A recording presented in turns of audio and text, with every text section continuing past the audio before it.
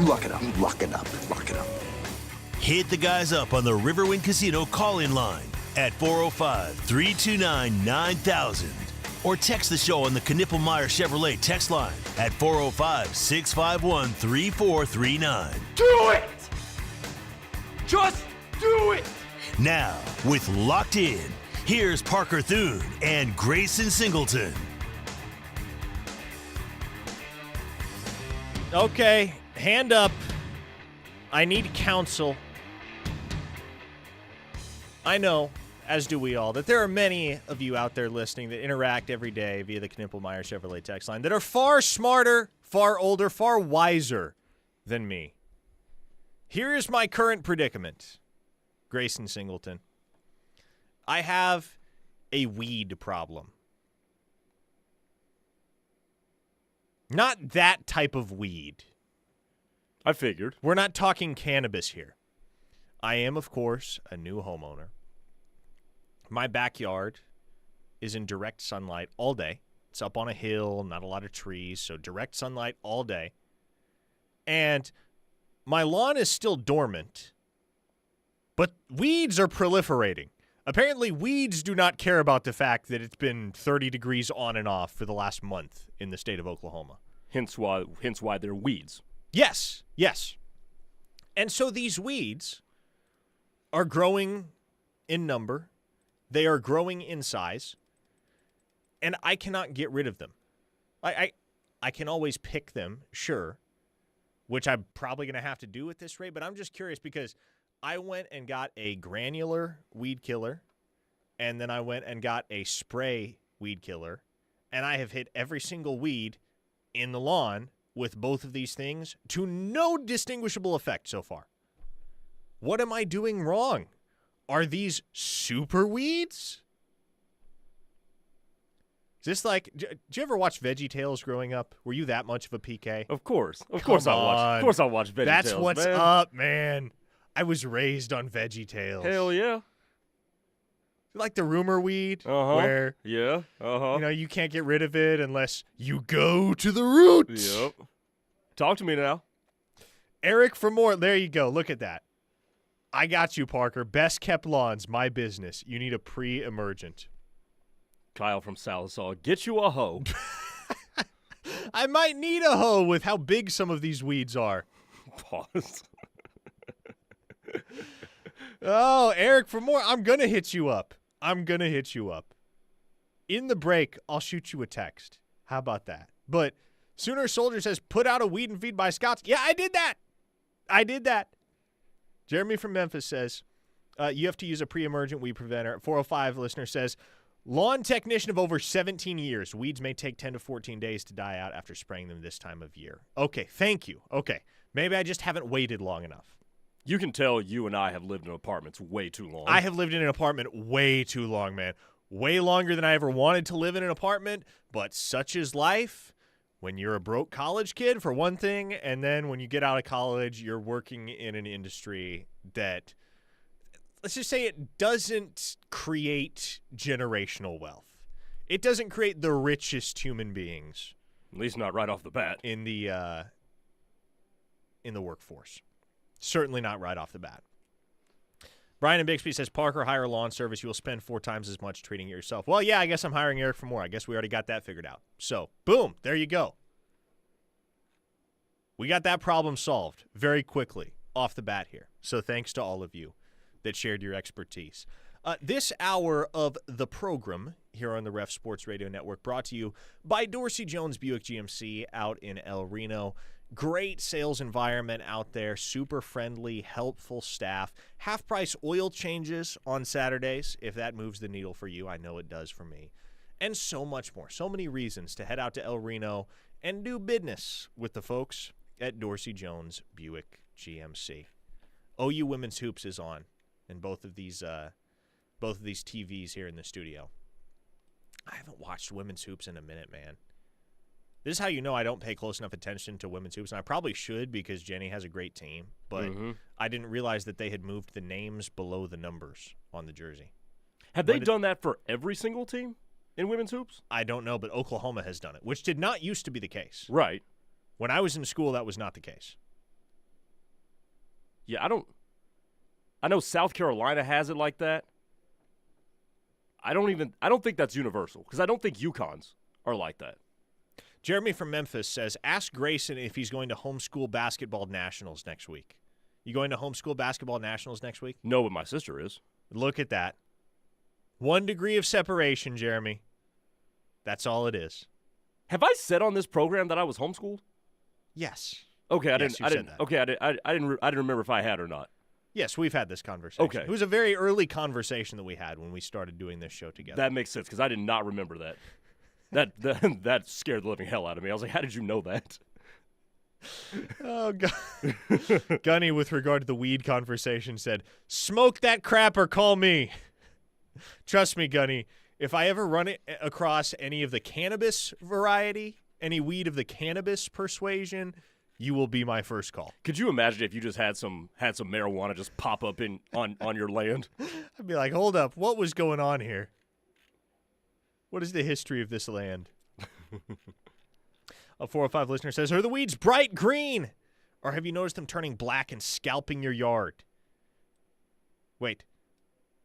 It's just going to take time. It doesn't happen overnight. Okay, that text was slightly incoherent. But yes, the weeds are bright green. They are bright green. They're growing very well. Again, the lawn's still dormant. So the only thing that's green on my lot are those weeds. See, at my parents' house back in Texas, it's just straight weeds, dude. Really? Like it's the weeds that grow 3 times more than the grass. So when I had to cut our 1 acre land, I was just cutting weeds 90% of the time. Yikes. It's kind of aggravating. I bet it was. Hey, it's day 1 of spring football, folks. We have made it through the dark tunnel of, well, I shouldn't say the off-season because the off-season starts again in April after the Crimson Combine. But we have a month of Sooner spring football to look forward to. That starts this afternoon. The Sooners are going to hit the practice field right around 4 o'clock. And there's going to be an open viewing session for the media. I don't know what we're going to get to watch. This time of year, generally we get to watch them stretch and little more than that. Maybe some brief position work. But there's very little to actually analyze with the practice viewings in the spring, typically. There have been a couple of occasions in the past where we've gotten like a 90-minute viewing session with no cameras, which I'm all for. Like, shoot, man. My standpoint on it is treat the media like you treat former players or distinguished guests, right? If I can't bring a camera, that's fine with me. Just let me come and watch practice. I won't live tweet it. I won't report on it. I won't take photos or video. If I can just watch practice, man, to me, one of those every single spring would be worth 6 to 8 viewing sessions where you get to see him stretch and maybe work some brief indie stuff. So if anyone with that type of sway in the University of Oklahoma Athletic Department is listening, please, at the very least, take that into consideration. That is all I ask. A 713 listener says, I jump on and we're talking about growing weed. Am I on the right show? We're not talking about growing weed. We're talking about killing weeds. Gunny Stutzman already said, 2 preacher's kids talking hose and weed. Yep. Hope my dad's not listening today. He probably is. I'm sure I'll get a text later. A 405 listener says, outside of Vanderbilt, which SEC school would be the hardest to build into a dynasty, if you will? That's kind of an off-topic question. We can dig into that. Let me shelve that one. We can come back to that later. But as we keep the discussion centered around spring football here, Grayson, what do you think? I guess who do you think, if you had to pick maybe 3 to 5 players on this roster, and this is always a fun conversation at this type of year, or this time of year, excuse me. If you had to pick 3 to 5 players on this roster that you feel like for one reason or another need to have a very strong spring, where does that conversation start for you? Who immediately springs to mind? Taylor Tatum. Okay. Taylor Tatum, to me, has to demonstrate that he can hold on to the football. We know he's a powerful runner. We know he can provide something out of the backfield as a receiver. But I think there's two things he really needs to vastly improve on: holding on to the ball and pass protection. He has to be better in the blitz pickup department. 100%. If he can do that with as ultra talented as a running back as he is, I know we've seen Xavier Robinson come on. Taylor Tatum's just as equally talented as him. They both might be more talented, not more proven, than Gavin Sawchuk. They might be. So I think if he could have a really, really good spring, you can see the coaching staff and DeMarco Murray put a lot more trust in him come the fall, because he's a guy I'd like to see on the field more. Yeah, no doubt. Here's the thing, though, and here's kind of why I disagree with you on that premise. And you're right. Like, at some point, Taylor Tatum has to prove that he can hold on to the football. But I think what we saw last year is that Taylor Tatum is a talented enough dude that they are going to work him into the game plan, regardless of whether he can hold on to the football or not. Because it kept happening, and he kept getting on the field, because I think it's pretty well known and understood, if we're just talking sheer level of talent, there is nobody in the OU backfield that compares to Taylor Tatum. He was the number one running back in the 2024 cycle, and for good reason. He is dynamic. And so, if he struggles with ball security, I mean, yeah, it's going to be annoying. I still feel like he's going to see the field, because the boomer bust potential there, right? You're gonna want to bank on the boom if you're that Oklahoma offensive staff. So to me, if you're looking at a backfield, and Sam Franklin's still around, by the way. Sam Franklin's still hanging out. Still on the roster. Javonte Barnes is going to miss spring. But the bigger prove-it guy in the backfield to me might be Gavin Sawchuk. Because this was a guy that, like, you could not have predicted how bad his 2024 season would be, how unproductive it would be. Because down the stretch in 2023, he was borderline unstoppable. Yeah. 5 straight 100-plus yard campaigns to close out the year as a redshirt freshman in 2023. 2024 rolls around. Expectations are sky high. I was even higher, and I look like an idiot for this now, but I was even higher on Gavin Sawchuk than the rest, and the rest were pretty high on him. I had him on my all-SEC ballot.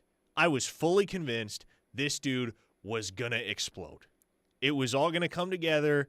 The strong trend that we saw down the stretch in 2023 was going to come full circle in 2024, and he was going to dominate out of the backfield, kind of do what Eric Gray did in 2022. That was the farthest thing from what happened. How did you talk yourself into that? Because, I mean, you're talking about moving to the SEC with all the other – I mean, this is even before we knew that the guy at Texas tore his ACL in camp.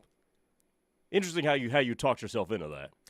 Yeah, I mean, in hindsight, again, hindsight's 2020. I don't really know either. But my thought process at the time was, hey, look, if we're just looking at history, if we're looking at the past experiences of running backs that have gotten the chance to come up gradually in DeMarco Murray's system and inherit RB1 duty on their own timeline, because that's what I saw with Gavin Sawchuk, right? And if you go back to 2020 with Ramondre Stevenson, there was a productive explosion there. Same in 2021 with Kennedy Brooks, his first year under DeMarco Murray, because he didn't play in 2020 due to the COVID-19 concerns. 2022, Eric Gray, who was the handcuff to Kennedy Brooks the year before, goes for 1,300 yards and 20-something touchdowns. Maybe it wasn't 20, but it was a lot of touchdowns. And then 2023, everybody's hurt, right? And so you kind of toss that season, in a general sense, out. But the one guy that really flashed in 2023 once he got healthy was Gavin Sawchuk. So I was like, okay, boom, here you go. Here's your next dude at the running back position. Here's your next alpha. Here's your next bell cow back. And again, not only did it not happen, he was a complete non-factor all season. Nope. All season. What was your favorite Gavin Sawchuk moment in the year 2024? Can't give you one. The standout play in my mind, as I roll through my mental library of Gavin Sawchuk highlights from the year 2024, he had the touchdown run in the bowl game. Prior to that, he had a 13-yard run against Auburn where he broke a couple tackles and then it got called back due to a penalty. Yes. But, like, up until the bowl game, that was the highlight of Gavin Sawchuk's year. And so, okay, great. He has a relatively strong performance in the bowl game against Navy. That's something to build off. But, man, you're going to have heat on your heels with Xavier Robinson and Taylor Tatum. Let's get back to Taylor Tatum 1 second. Is he participating in spring practices? Oh, that is a good – so he's going to participate where he can, but his priority is baseball right now. Okay. He is with the baseball team in a full-time capacity. And the same was true of James Nesta last year because Tatum didn't enroll till June, but Nesta was here in the spring. And so he was with the baseball team. And so when he could be at football practice, he was at football practice. But baseball kind of had priority, took priority for him in the spring. And so it'll be the same for Taylor Tatum. If you don't see him out there or, you see tweets, Taylor Tatum's not out here at practice, probably just because he's off doing baseball stuff. That's probably all it is. A 918 listener says, Sawchuk was a dude. You couldn't have predicted the line and receiver problems along with the awful play calling of 2024. And I do think, there's a lot of truth in that text, right? Gavin Sawchuk's down year was certainly at least partially a byproduct of the environment because no one was set up for success in that Oklahoma offense in 2024. To me, though, going into 2025, Gavin Sawchuk certainly has more to prove than anybody in that running back room. He's got 2 years left. Javonte Barnes only has 1. Again, you've seen it pretty consistently to this point with Javonte Barnes. When he's healthy, he's impactful. Gavin Sawchuk, man, you're hoping he turns that corner once again and is the 2023 version of himself as opposed to the 2024 version of himself. If he is that, you got the potential to have a really, really dangerous backfield.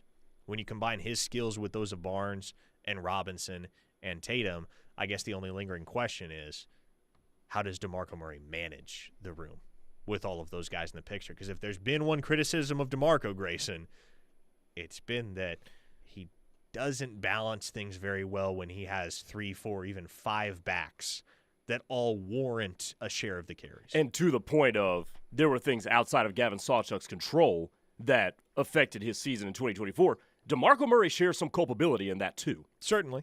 None of the running backs could really get into the flow of a game and get a rhythm because of how haphazard the rotation was.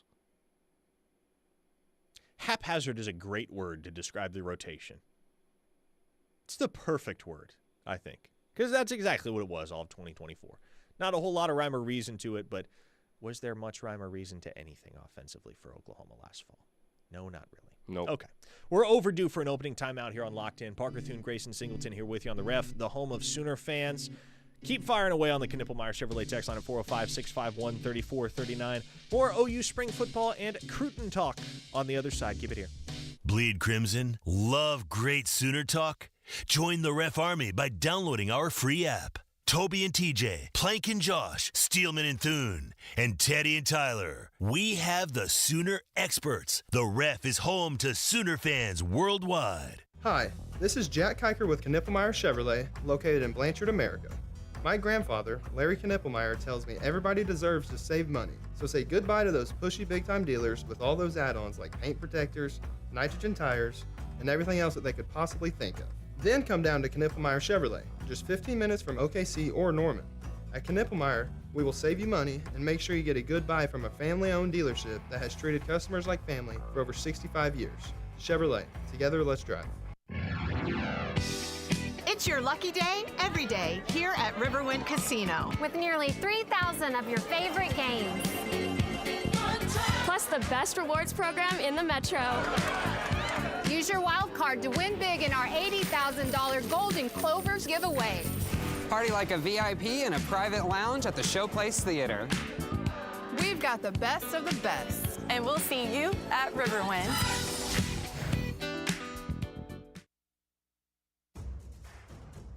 That twinge in your knee isn't going to wait until Monday, and neither do we. At Orthostat, we've expanded, so you get better hours, better facilities, and the same great care. Open 8 a.m. to 8 p.m., 7 days a week.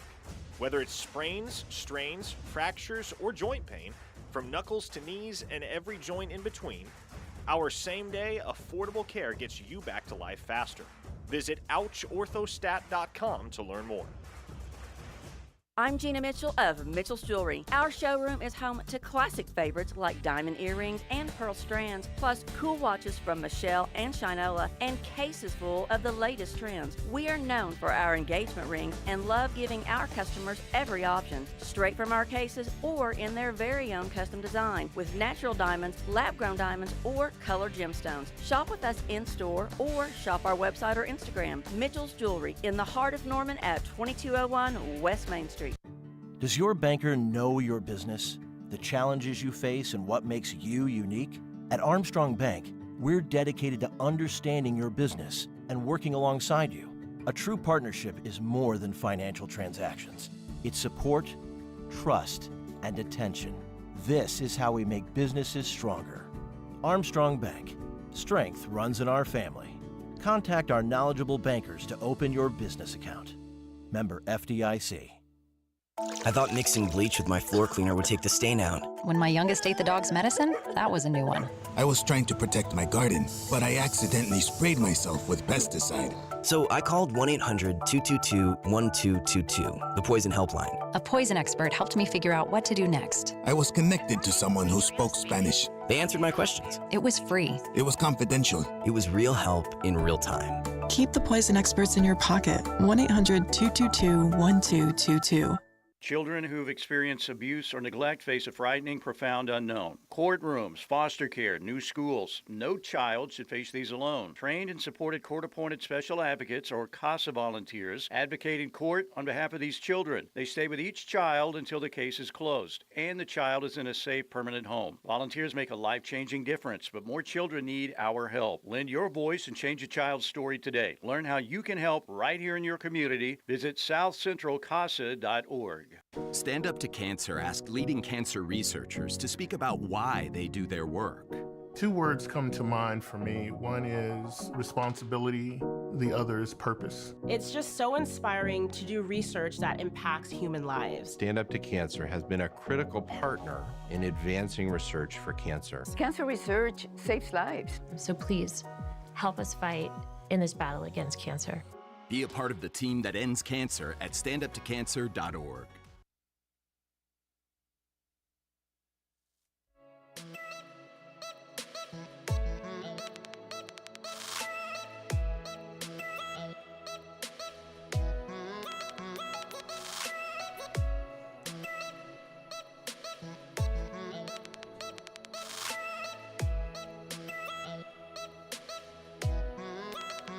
Oh, Steely would appreciate this tweet that just popped up on my feed. It's one of those like motivational quote edits. But the quote is, when God put a calling on your life, he already factored in your stupidity. Amen to that. Maybe I'll send it to him. That's what I'm going to do. Texting it to him as we speak. I have no doubt he'll bring it up tomorrow on the air. I didn't know if you were gonna start this segment off with a funny tweet or trying to parse what I sent you in response to that. Oh no, it needs no parsing. Grayson and I were corresponding over we really should have just had an actual face-to-face conversation, but there's a window between us, and so sometimes I just text him instead of getting up and walking. Really, the problem with society, I'm the problem. I would rather send a text than get up from the chair and walk into the other room. Some things are slightly more convenient, and we were about to come back from break. That is true. But I sent him a photo of one of Oklahoma's running back targets in the 2027 class, a kid that I actually saw in person this past week down in Houston at the End Zone 7-on-7 tournament. And my first thought in looking at the kid is exactly what your first thought would be if you saw this photo of him, which is, goodness gracious, that man has a wide neck. That and the fact that he looks like he has a whole wife and kids, too. That is true. He looks like a grown man, but his neck is wider than his head. Which, like, I guess if that's a quality that you want in somebody on your roster at a given position, running back is probably the position where you want a guy to have a wider neck than a head, right? Because he's built like a tank. That or linebacker. or linebacker, I guess, but, got to make sure the cowboy collar can fit. I don't know if the cowboy collar could fit. Damn. Like, the dude's, like. We're talking about Jacoby Dixon, for those of you curious. Look into Jacoby Dixon. I say, just look up a picture. If you want to see an individual with a very, very wide and very muscular neck. There was a fitness influencer. I think his name was like Neckzilla or something like that, because his neck was just Neckzilla or something like that. This was a couple years ago. How do you get a neck that wide, man? I don't know. Because that's more than just shrugs. Oh yeah, straight up. Like there's creatine involved, no doubt about it. Well, I take creatine. I do too. Certainly, this guy certainly takes more than I do. Neither of our necks are half that big. Oh, spring football starts today at the illustrious University of Oklahoma. That's the primary topic of discussion on today's show. Media availability at practice coming up right around 4:30, I do believe. So we're going to get the chance to see what this team actually looks like. Not going to get to see what they play like, probably, but we'll get to see what they look like out on the football field this afternoon. If you don't know, now you do. We're on YouTube every single day as well. So if there are times when it makes more sense for you to tune in via YouTube as opposed to the KREF app or the traditional radio dial, just type KREF Sports into your YouTube search engine, and my face will pop up, as will Grayson's. Steely and I and Grayson and I, we have the only shows that, as of this moment, are televised on YouTube. But if you prefer to tune in via that medium, by all means do so. We always enjoy interacting with those of you that propagate the YouTube chat. It's like an offshoot of the Knippelmeyer Chevrolet text line. The Knippelmeyer Chevrolet YouTube chat. On the YouTube chat, Corrections 101 says, if there is a gust of wind, Gavin Sawchuk is on the ground. Come on. I don't know if that's fair. Was he healthy this year, too? Not entirely. Not entirely. He was dealing with some bumps and bruises. That's certainly. what I thought. He did sit out one game. I forget which game it was, but he was out for at least one game. He followed up and said, it is frustrating seeing our backs getting tackled way too easily. And I think that's why everybody loved Xavier Robinson when he got the chance to really shine late in the season, which was not something that was supposed to happen, not something that anybody planned on happening, but you get to a certain point and you're like, okay, somebody's got to give us some juice in this backfield. And that turned out to be Xavier Robinson because he's just a really resilient, really bouncy runner. You saw it against Missouri, certainly saw it against Alabama. That's not a guy that's going to go down on first contact all that often. Sooner Savage 87 said, I'd like to see anyone who could hang on to the ball and make a guy miss or break a tackle toting the rock this year. That's fair. I feel like in some capacities, people's expectations, people's desires are very low. I mean, going into this year, they're just like, give me a quarterback that doesn't turn the ball over. Give me a running back that can break a tackle. But if you think about it, though, and this is the first time I've really intentionally thought about it, you didn't see a whole lot of missed tackles being forced by the OU running backs. I could make the argument that the most missed tackles that were created by this OU team last year were from Jackson Arnold and Michael Hawkins. Yeah, there's some truth to that. Drew from Plymouth, really funny text. I don't know that I should read that one, but it's funny. Props to you for a good text.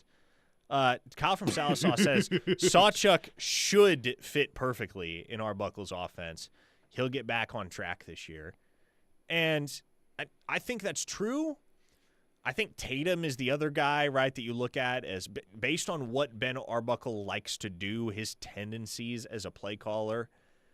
Sawchuk and Tatum would seem to be the guys that are going to flourish most naturally in Arbuckle's offense. That's not to say that there's no room for Barnes or no room for Xavier Robinson, but if we're just looking at the sheer fit, nothing beyond the fit itself, then Tatum and Sawchuk are the two guys that definitely seem to fit the mold of what a Ben Arbuckle running back looks like, based on what we know from his 3 seasons of play calling at Washington State. By the way, quick note.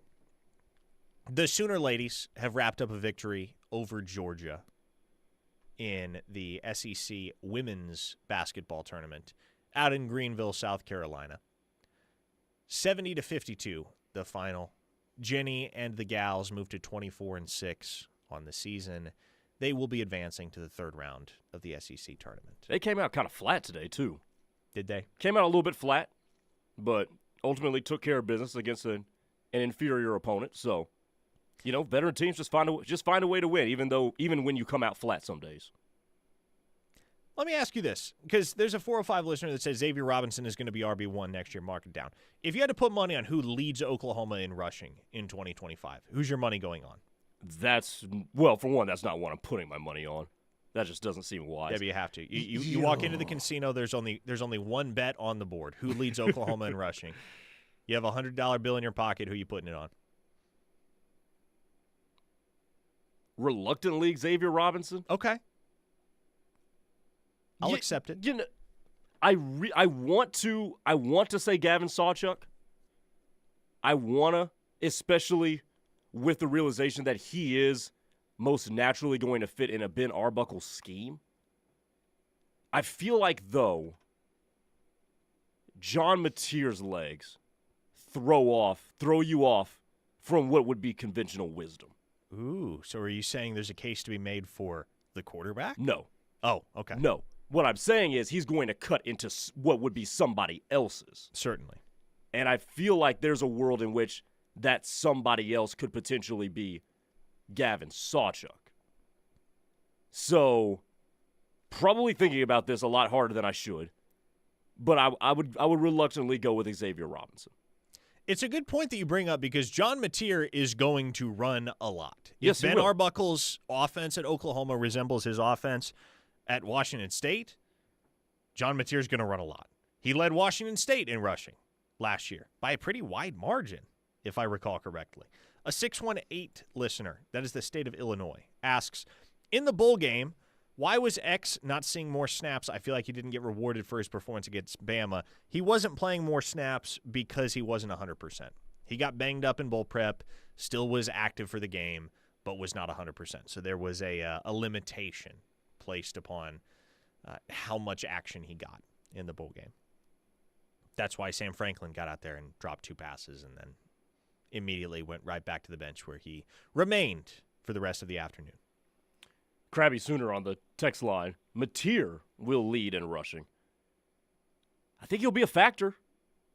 I don't know if he'll lead, I certainly agree with this text from Patrick who says Mateer will lead the team in rushing TDs. Yes. I agree with that. I can see a world where that happens. Mm-hmm. It will be interesting to see which back is kind of the odd man out because it's going to be somebody, right, Grayson? Like, the brutal reality is there's not enough carries to go around, especially with a quarterback like Mateer who can do a heck of a job with his legs and is dangerous with his legs because if we're just talking about the 4 backs, like I don't think anybody is even considering Sam Franklin in the picture. Harsh as that may be, like why would you when he's no higher than RB5 right now? You have Barnes, Sawchuk, Tatum, X. Somebody's getting left out in the cold. One of those 4 is getting minimal snaps next season. I don't know who it's going to wind up being, but one of those guys is not going to cut the mustard. I'll throw this in here, too, just to further murky up the situation. Okay. You're going to use the receivers in the run game, or an extension of it. You'll probably have Deion Burks on some jets, on some end arounds. Maybe do the same with Satania. Maybe do the same with Josiah Martin, depending. Elijah Thomas is a game breaker. You could see some of that, too, which will further go into cutting into the running backs. Recruiting Boomer on the text line says, I would say for my mental health, David Stone needs a big spring. This is a year where you want to see some motion from David Stone, right? Like, he played – I think he played in every game last year. Didn't play a ton. There were some games he was only getting 3, 4, 5 snaps. There were some games he played substantially more than that. But Jaden Jackson was the guy that, as a true freshman, drastically outpaced his counterpart in that defensive tackle room in terms of overall production and impact on the game. But David Stone, homegrown 5-star, right? There were all the Gerald McCoy comparisons, which were understandable because Gerald McCoy was the last 5-star defensive lineman to come from the state of Oklahoma until David Stone came around. And so if that's the type of player that David Stone's going to be, you got to start to see it this fall. Now, what's interesting is that I don't think you really need it. You know, like Oklahoma's in a situation where they don't need David Stone to make a quantum leap in terms of his production, his impact on the game, because you got Dominic Williams, you got Jaden Jackson, you got Grayson Halton too. And Oklahoma may go to the portal for another defensive tackle for the sake of depth. I don't know that it's a sure. Like, I know for a fact at this point they're going to go get another cornerback post-spring. They're going to go get another receiver post-spring. Those are the two positions where they are absolutely making an addition at the very least. They might go get another defensive tackle. The room's still maybe a little bit shallower in terms of overall depth than you would like it to be, but the talent that you have in that room is quite impressive. And so David Stone right now, like, I don't know, would you say David Stone is higher on the pecking order than Grayson Halton, Dominic Williams, or Jaden Jackson? You would not. So David Stone is your number 4 defensive tackle heading into the season. I guess the realistic hope would be mount a challenge to one of those guys. I think make it difficult on them to retain their share of the snaps. I think David Stone needs to have a bigger spring for himself than he does for the team, if that makes sense. For exactly the same reason you just laid out, because they're so stacked at defensive tackle, he is the 4th. But people are going to start kind of questioning David Stone, losing a little bit of faith in him if he doesn't show out this spring. So the PJ effect. Exactly, 1,000%. When PJ was just brought up on the Knippelmeyer Chevrolet text line. But Stone, for me, the team is going to be fine, especially defensively in that front 7, whether or not David Stone shows out in the spring. He himself will not be, I don't think, if he doesn't put up a pretty good spring performance. So he can really elevate himself in the spring. Patrick says not playing the spring game is going to really give us a chance to catch Michigan by surprise since they won't have much film to watch, and that is a huge bonus. Well, who knows, Patrick? Connor Stallions may find his way into the Everest Center somehow. Going to have to keep an eye out for that guy. Master of disguise, as we know. Couple more we can get to before we go to break here. Frisco Sooner, and there's a couple people on the text line that have this sentiment. If Mateer leads the team in rushing, OU wins 6 games max.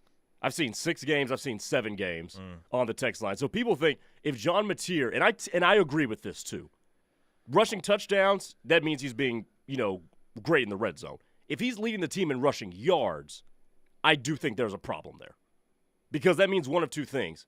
Either the quarterback run is your best thing, which means the offensive line isn't opening up holes for the running backs, or he's scrambling all the time because he's running for his life while dropping back to pass. Yeah, and that's certainly fair because Washington State's best running back this past year was a freshman by the name of Wayshawn Parker, right? And I think he had like 500, maybe 600 rushing yards on the year. So, yeah, again, if your running back room is what it's cracked up to be, you don't want John Mateer to be absolutely dominating the touch share in the backfield as far as rushing attempts go. So we'll see how it shakes out, and going to be interesting to see if anybody can separate throughout the spring, which, of course, we'll have close eyes on. Okay, one segment to go coming up on Locked In. Parker, Thune, Grayson, Singleton with you here on the Ref. Keep firing away. The Knippelmeyer Chevrolet text line always available to you at 405-651-3439. Don't go anywhere. Coming back next.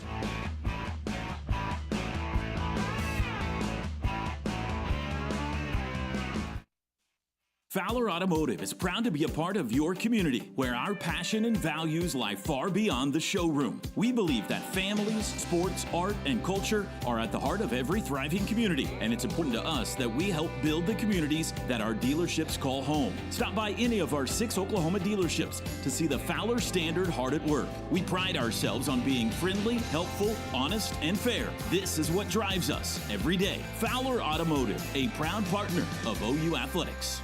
What's up, Ref Army? It's Dusty Dvorak, and I'm back. I'm excited to be back with the Ref and cannot wait to help bring the home of Sooner fans the best Sooner coverage. Catch me every Tuesday and Wednesday during the 10 a.m. hour of The Plank Show as I cut it up with Plank and Josh about everything in the world of Sooner and college football. That's every Tuesday and Wednesday on The Plank Show, and there's only one place to hear it. The Ref, the home of Sooner fans. Download the KRF app today to listen from anywhere. Mike Steele here for Lasher Home Comfort Systems, your trusted home comfort experts in the Oklahoma City metro area. Tim Lasher and his team have more than 130 years of combined experience. They recognize a significant number of homeowners live with inadequate home comfort systems. They specialize in diagnosing your home system issues while providing more efficiency and reducing your utility costs. As an authorized dealer of American Standard, Tim can service your residence or business. Call Tim and his team at 405-579-3113. Lasher Home Comfort Systems. Belmar Golf Club offers a whole new world of recreation and excitement. Our Junior Olympic-sized swimming pool offers a family-friendly atmosphere with poolside food and beverages perfect for all types of summer pool parties. In addition to the best golf course in Oklahoma, Belmar is also a great place to hold corporate and fundraising events, as well as magnificent and memorable wedding ceremonies. Call 405-364-0111 or stop by 1025 East Indian Hills Road and check out our first-class facilities and exceptional service. When you're high, you feel different. You think different, you talk different, you draw different, you listen to music different, but you probably knew that. Problem is, you also drive different, and not in a good way. That's why driving high is illegal everywhere. So if you're high, just don't drive. Make a plan to get a sober ride. Because if you feel different, you drive different. Brought to you by NHTSA and the Ad Council. Somewhere there's a river rushing through the woods while someone rushes through their day. There's a mountain looking up at the sky while someone looks down at their phone. A trail waiting to be walked while someone waits for a latte. This world is full of somewheres waiting for someone just like you. So go see yours at 154 national forests and 20 grasslands. And to learn more, visit nationalforest.org. The National Forest Foundation. See your somewhere. Hey, wouldn't it be great if life came with a remote control? You know, you could hit pause when you needed to, or hit rewind, like that time you knocked down that wasp's nest. Uh-oh.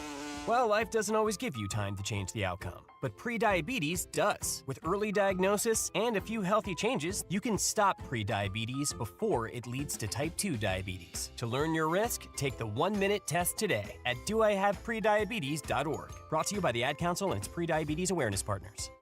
Hey y'all, I'm Blake Shelton. Being from Oklahoma, I know a thing or two about natural disasters. Tornadoes are common where I'm from and have affected my life and the lives of people I care about. No matter where you live, be aware of the dangers in your area and have a plan. You can create an emergency kit, come up with an evacuation plan, and know where to seek shelter. You never know when a disaster may hit. These simple steps can help save a life. This message is brought to you by the U.S. Air Force.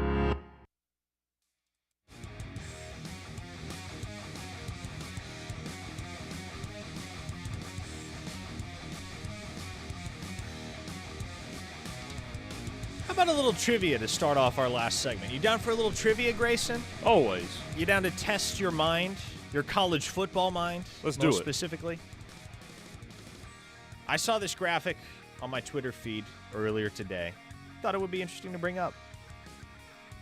Most FBS wins among active head coaches. How many do you think you can name of the top 10 active head coaches with the most FBS wins? Top 10 active head coaches. Okay. Dabo Swinney. Dabo Swinney is one. Ryan Day. Ryan Day is not one. Ooh, okay. Yeah.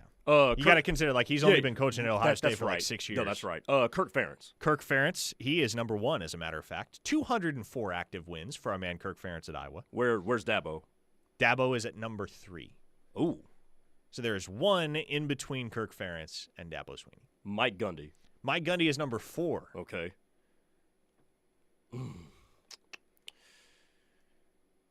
Is Neil Brown on this list? Neil Brown is definitely not on this list. Okay, well, he's just been coaching for a minute.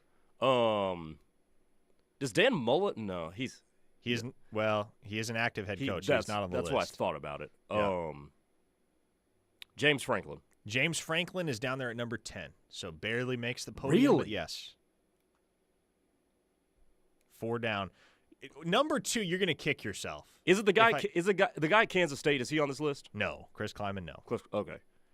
Because he was at North Dakota State forever. That's but right. That's FCS. That's FCS. Obviously. Yes. Kyle Whittingham. Kyle Whittingham. There you go. He is number 5. Excuse me, number 5 on the list. Who the hell is number 2? You're gonna kick yourself, man. Jeez. Brian Kelly. There you go. Well done. You got a little help from the text line there. Did. Chris Tate texted I it did. in. I'm not gonna lie. Okay. I am kicking myself that I didn't think of that. I'm gonna call it there. You got the 6 that you were likely to come up with at one point or another. Okay. Almost guarantee you would not have guessed the other 4. Who are they? The other 4 are Brett Bielema at Illinois. Yeah. Yep. Rich Rodriguez at West Virginia. He's at West Virginia now, not Neil Brown. And then the other 2, highly obscure. Bronco Mendenhall, the head coach at Utah State. Coach Jordan Love. And Troy Calhoun at Air Force. Yeah, wouldn't have got that one. So there you go. I didn't do too bad. Kyle from Sallisaw nailed the top 5 in order. He might have cheated. I don't know. But Kirk Ferentz, Brian Kelly, Dabo Swinney, Mike Gundy, Kyle Whittingham. If you roll that off the top of your head, Kyle from Sallisaw, good on you. Very interesting comment yesterday. And we might have discussed it briefly. We didn't discuss it a whole heck of a lot yesterday, as I recall. But Brent Venables was asked in his press conference about John Mateer's habits, his work ethic, what's helped make him great, what helps make him suited for the challenge ahead as Oklahoma's quarterback in the SEC. And in answering that question, Grayson, he also shouted out one Jiren Kanak, whom he said is the only guy that spends more time in the team facilities than John Mateer does. I think that's awesome. Because to me, Grayson, I don't know, this is just, it's refreshing to know that in 2025, we still have program guys like Jiren Kanak out there. Because that's what he is, man. And, you think program guys, you think of somebody like Drake Stoops, right, who's around for 6 years, played at a very high level. You felt his impact. He certainly has a highlight reel. None of that is really true, at least right now, of Jiren Kanak. He's had a few highlights, not many, but a few. He returned a fumble for a touchdown last year, I believe against Temple in the season opener. But Jiren Kanak is a guy that came to Oklahoma with his primary experience in high school being his experience at running back and quarterback for that matter. But he was running the football. He was playing offense more than he was playing defense. When he was playing defense, he was playing safety. Had never played linebacker in any substantial capacity when he got to Oklahoma. As a true freshman, gets on the field, leverages that freakish athleticism to earn something of a share of the snaps at linebacker. Had a career-high 10 tackles in his third collegiate game against Nebraska when I think it was Deshaun White that got hurt. And Jiren Kanak had to go in there and play cheetah. And he did it well. But then the next 2 years, you see some regression, right? He actually had a great game against Texas in 2023. Led the team in tackles, started for that first half, maybe 2/3 of his sophomore year, and was pretty good at times. There were some encouraging moments, but he got caught out of position a lot, looked lost at sea at times, eventually got supplanted by Kip Lewis, and for the entirety of his junior year, Grayson, he was coming off the bench. He was a rotation guy at linebacker and nothing more.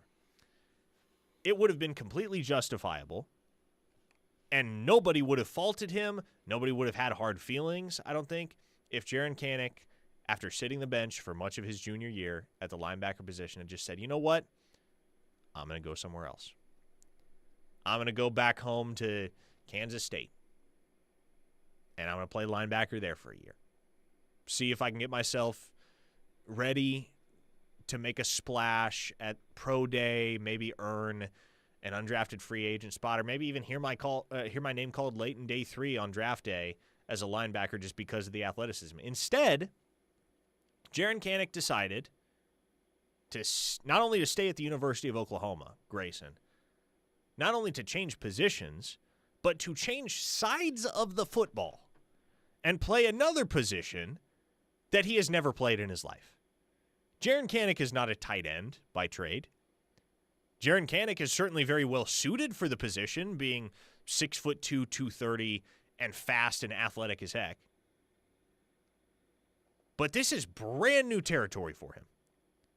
And yet, he has welcomed the challenge with open arms, to the point that he is at the facilities more than anybody on the roster. Okay. There is that. There's also another thing that plays into this too. And I think a lot more people who probably won't have an NFL future should probably think long and hard about. Do you realize that Jiren Kanak, being a program guy and staying around, is going to have lengthy benefits for the next 15 years?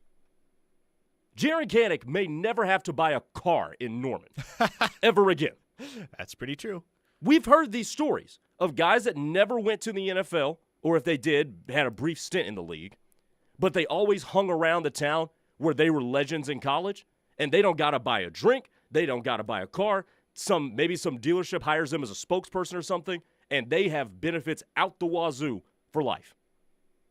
And I think that's something a lot of kids need to realize, that not all of you, by transferring and going from institution to institution to institution, is going to get you to the league. There's still a very small percentage of people that have careers in the league. But if you stay at one program, especially in the social media digital age, where you can establish a footprint. And he's done that. And he has done that tenfold. And you can impact people that way. NIL, in its purest sense, can extend far beyond from when you stop putting the uniform on. So I don't know if that's what ran through Jiren Kanak's mind when he decided to stay here. It very well could have. But long term, yes, he may have gotten more playing time somewhere else. Yes, he could have gone to Kansas State and maybe had a few more snaps than he'll get at linebacker at Oklahoma. But long term, this is a much more beneficial route that he's taken. Thank you, Eric, the Mets fan on the text line, for the fact check. I'd forgotten about this, but you're 100% correct. Deshaun White didn't get hurt. He got kicked out for targeting. That's what it was. And, yeah, Kanak was a madman that game. 10 tackles that day up in Lincoln for Jiren Kanak. But you're exactly right, Grayson. And I think there's going to be greater emphasis placed, more value placed on guys that stick it out for all 4 years with a program like Oklahoma in an era where you just really don't see that anymore. For instance, as of this spring, 2025, you know how many players are left on this roster that Lincoln Riley recruited to Oklahoma? None. Not just coached at Oklahoma, but recruited to Oklahoma. None. 0. 0 players. Every single player on Oklahoma's roster signed with Brent Venables in some capacity, whether that be out of high school or via the transfer portal. But these are all Brent Venables signees at Oklahoma. For the very first time, you have a full roster of BV dudes. And another 4 years from now, I bet we'll be looking back. If you go back before the 2024 season, even, there were only 5 guys, I think, that have been coached by Lincoln Riley still on the roster at that time. Ethan Downs, Billy Bowman, Danny Stutzman, Woody Washington, Jalil Farouk. That was it. And so in an era where you essentially have unregulated free agency in college football, guys that put roots down, guys that show that they are loyal to an institution, loyal to a brand, loyal to a staff, loyal to a fan base, loyal to a state. Those players are going to be appreciated. And Jiren Kanak certainly has the opportunity not just to be regarded in that light, Grayson, but with that athleticism that he brings to the table, he can do something at tight end. Absolutely can. Sure. And he's been taking a lot of first-team reps at tight end so far during off-season workouts and just the stuff that they've been doing before the pads have come on. He's been the guy at tight end. That's not to say he's the guy at tight end when the season opens, but there's a lot of belief Oklahoma's going to get something at that position out of Jiren Kanak. We'll see. I'm about to head to practice. I'm going to head over to Owen Field. We'll get the chance to see what this product looks like, at least physically, if nothing else. That does it for us here on Locked In. For Grayson Singleton, I am Parker Thune. The Rush is next. Teddy Lehman and Tyler McComas take it away on the other side. You're listening to The Ref.